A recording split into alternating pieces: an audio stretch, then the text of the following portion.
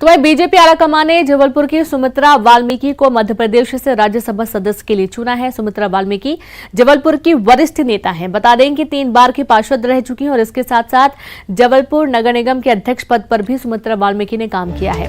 वहीं संगठन के तौर पर देखा जाए तो सुमित्रा ने पहली महिला मोर्चा के अध्यक्ष पद पर भी काम किया है। न्यूज 18 से खास बातचीत में सुमित्रा वाल्मीकि ने केंद्रीय नेतृत्व और संगठन को धन्यवाद दिया। सुमित्रा ने बताया कि केंद्रीय नेतृत्व ने आजादी के 75 सालों में किसी दलित महिला को राज्यसभा भेजने का फैसला किया है। बाकी सभी पार्टियों के लिए मिसाल है।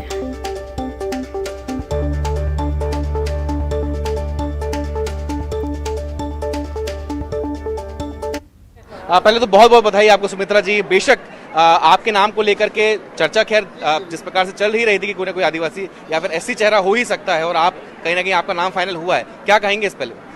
सबसे पहले तो मैं केंद्र संगठन को धन्यवाद देना चाहूँगी, मध्य प्रदेश के संगठन को धन्यवाद देना चाहूँगी।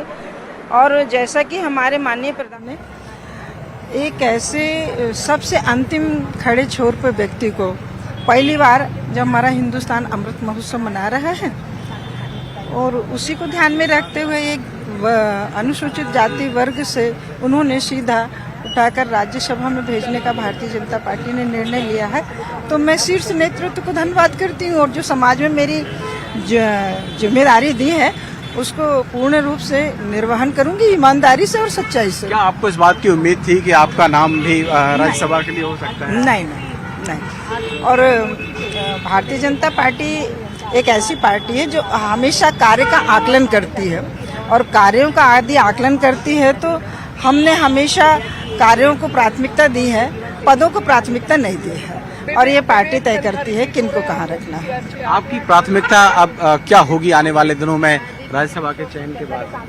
भारतीय जनता पार्टी को और मजबूत करना, जैसा कि हमारे माननीय मोदी जी ने अनुसूचित जाति वर्ग को कुंभ के मेले में देखे, आपने पांव पखारे, आपने देखा 370 हटाई कश्मीर से और एक अनुसूचित जाति वर्ग को समान दर्जा दिया है। उन्होंने अभी एक और राम मंदिर के जब निर्माण का कार्य चल रहा था तो अनुसूचित जाति वर्ग के बीच में बैठकर भोजन किया है। इससे साफ दर्शाता है भारतीय जनता पार्टी के सबका साथ, सबका विकास, सबका प्रयास। ये भी बात है कि इस बार दोनों महिलाएं जो राज्यसभा जाएंगी ये कहीं ना कहीं आधी आबादी को पूरा प्रतिनिधित्व देने की कोशिश है, क्योंकि 2 सीटें थी बीजेपी के खाते में और दोनों महिलाओं को दे दी। भारतीय जनता पार्टी ने महिलाओं को प्राथमिकता इसलिए दी है कि समान रूप से दोनों का अधिकार है और पुरुष और महिला का जब समान रूप से अधिकार है और समानता का भाव है तो भारतीय जनता पार्टी ने, आपने देखा मध्य प्रदेश में बराबर नगरीय निकायों में कर दिया है, तो इसीलिए और इसी स्थिति में उन्होंने ये निर्णय लिया। मैं धन्यवाद करती हूँ। हमारे साथ कविता पाटीदार भी इस वक्त हैं। कविता जी, ओबीसी चेहरे के तौर पर और मालवा का प्रतिनिधित्व राज्यसभा में। जी, मैं हमारे केंद्रीय नेतृत्व को, माननीय मुख्यमंत्री जी को, माननीय विष्णुदत्त शर्मा जी को, हमारे प्रदेश अध्यक्ष जी को बहुत बहुत धन्यवाद देती हूँ कि मुझ जैसी छोटी कार्यकर्ता को उन्होंने इस लायक समझा और राज्यसभा के उम्मीदवार के रूप में चुना। क्या आपको लगता है कि अब आपकी क्या प्राथमिकताएं आने वाले दिनों में होंगी बतौर राज्यसभा सांसद के? देखिए, मैं बहुत भाग्यशाली हूँ कि मैं इंदौर से आती हूँ, जो माँ अहिल्या की नगरी है। आज उनकी जयंती भी है और आज ही के दिन मैं नामांकन भरने जा रही हूँ। उनके जीवन चित्रण से प्रेरणा लेकर मैं अपने राजनीतिक जीवन में आगे बढ़ूंगी। और वैसे भी भारतीय जनता पार्टी राष्ट्रहित के ध्येय के साथ अंत्योदय के लिए काम करने वाली पार्टी है। मेरा भी अंत्योदय को लेकर ही काम होगा। मैं जन कल्याणकारी योजना ज्यादा से ज्यादा पात्र हितग्राहियों को नीचे तक मिले, इसके लिए कोशिश करूंगी। आप पाटीदार समाज से आती हैं, आने वाला जो एक चुनाव है वो गुजरात में भी होने जा रहा है। मालवा का जो क्षेत्र है वो गुजरात से भी कहीं ना कहीं लगता है, तो क्या लगता है कि वहाँ भी आपके जो दौरे होंगे और वहाँ भी कहीं ना कहीं असर रहेगा आपका राज्यसभा जाने का? जी निश्चित, हम लोग कार्यकर्ता जो पार्टी संगठन दायित्व देते हैं उसका निर्वहन करते हैं। अगर पार्टी मुझे आदेश देगी तो मैं जरूर गुजरात चुनाव में प्रचार करने के लिए जाऊंगी। वैसे भी गुजरात में, क्योंकि मैं पाटीदार समाज की, मध्य प्रदेश राजस्थान पाटीदार समाज की महिला विंग की 6 साल तक अध्यक्ष रही हूँ। गुजरात में भी हमारा जो ट्रस्ट है बहुत बड़ा, ऊंचा ट्रस्ट, उसकी भी मैं ट्रस्टी हूँ और सभी लोगों से एक पारिवारिक रिश्ता है और अगर पार्टी मुझे आदेश करेगी तो मैं जरूर भारतीय जनता पार्टी का परचम कराने के लिए वहाँ जाऊंगी। एक बात और है कि इस बार बीजेपी के खाते में के हिस्से से 2 सीटें राज्यसभा जानी थी, दोनों पे महिला उम्मीदवारों को जिम्मेदारी दी जा रही है, जा रहे हैं चेहरे, तो आधी आबादी को पूरी हिस्सेदारी दी गई है। देखिए, मैं बहुत खुश हूँ और आभार व्यक्त करती हूँ हमारी पार्टी का।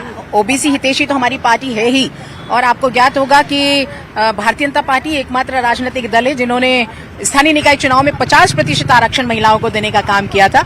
आज राज्यसभा में तो उन्होंने 100% करके दिखाया है। तो इसलिए सभी मध्य प्रदेश की महिलाओं की ओर से मैं हमारे माननीय मुख्यमंत्री जी को, माननीय प्रदेश अध्यक्ष जी को धन्यवाद प्रेषित करती हूँ। मध्य प्रदेश के लिए भी ये कहीं ना कहीं बड़ी बात है कि दो महिलाएं एक साथ उच्च सदन में जा रही हैं और दोनों के ही अगर हम राजनीतिक करियर को देखें तो अभी आप प्रदेश में जिम्मेदारी संभाल रही थी। वाल्मीकि सुमित्रा जी की बात करें या आपकी बात करें, आप महामंत्री हैं, वो उपाध्यक्ष हैं, तो क्या ये एक मैसेज देने की भी कोशिश है कि कोई भी कार्यकर्ता कहीं भी किसी भी पद पर सुशोभित हो सकता है बीजेपी? ये भारतीय जनता पार्टी में ही संभव है। एक सामान्य कार्यकर्ता को जहां महामंत्री का भी दायित्व दिया जाता है और राज्यसभा की उम्मीदवार बनाया है।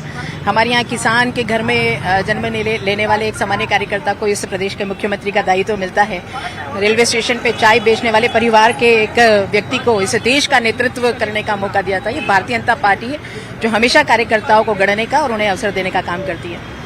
ये है कविता पाटीदार और सुमित्रा वाल्मीकि, दोनों एक साथ हमारे साथ मौजूद थी। न्यूज़ 18 पर ये एक्सक्लूसिवली जो तस्वीरें हैं, जो इंटरव्यू हैं, वो हम आपको दिखा रहे हैं। और कहीं ना कहीं मध्य प्रदेश के लिहाज से ये बड़े राजनीतिक परिवर्तन या बड़े राजनीतिक घटनाक्रम के तौर पर देखा जाना चाहिए, क्योंकि बीजेपी की जो दोनों सीटें थी, 2 बीजेपी के खाते की सीट थी, वो दोनों सीटें महिला के खाते में गई हैं। एक ओबीसी महिला और एक दलित महिला के तौर पर पूरी हिस्सेदारी, यानी 2 सीटों की पूरी हिस्सेदारी आधी आबादी के हवाले बीजेपी ने की है। कैमरामैन अजय के साथ सरस श्रीवास्तव, न्यूज़ 18 भोपाल।